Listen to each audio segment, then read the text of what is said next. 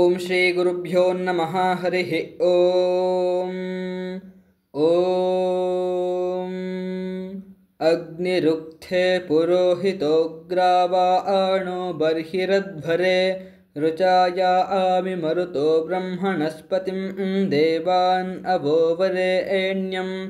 आपशुंगा आसि पृथिवीं वनस्पते एनुषा सानक्तमोषधीः विश्वे च नो वसवो विश्ववेदसो धीनां भूओतप्राविताराः प्रसून एत्वद्भरो ओग्ना देवेषु पूर्व्यः आदित्येषु प्रवरुणे धृतव्रते मरुत्सु विश्वभानुषो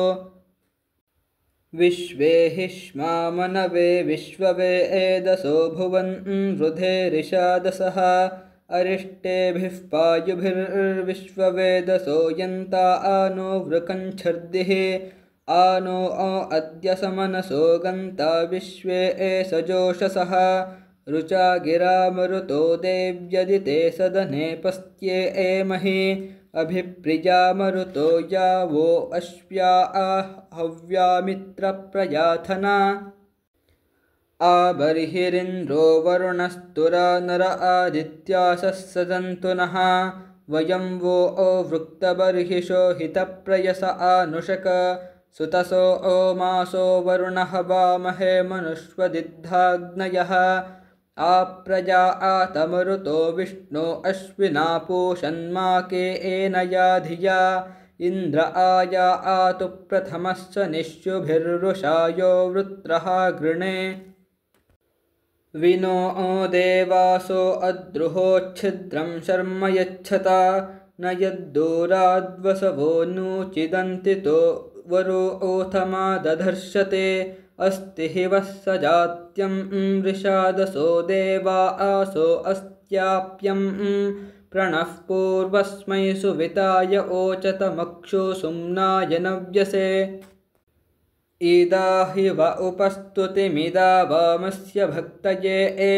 उपवो विश्ववेदसो नमस्युरान् असृक्षन्या आमिव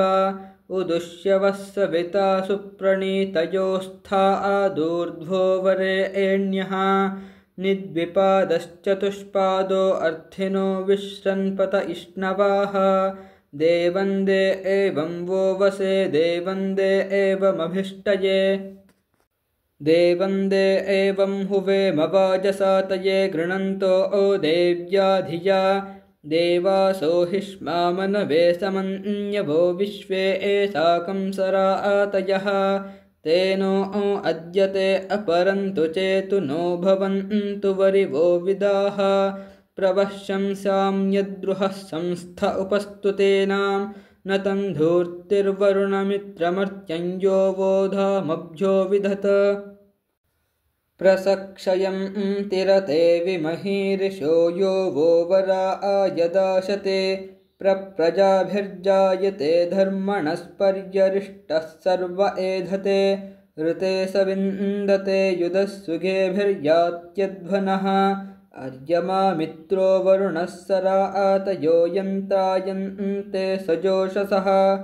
अज्रे एचिदस्मै कृणुथान्यञ्चनं दुर्गे चिदासु शरणम्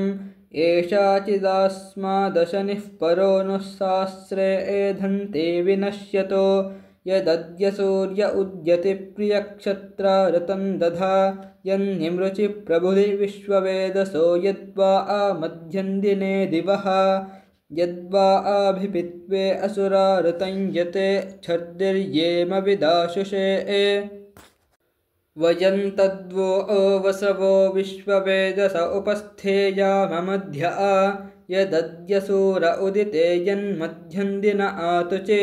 वामन्धत्तमनवे विश्ववेदसो जुह्वा आनाय प्रचे एतसे वयं तद्वः सम्राज आवृणीमहे पुत्रो न बहुपाय्यम् अश्यामा तदा आदित्या जुह्वतो हविर्येन वस्यो न शामहे ओम शांतिः शांतिः शांतिः। हरिः ओम।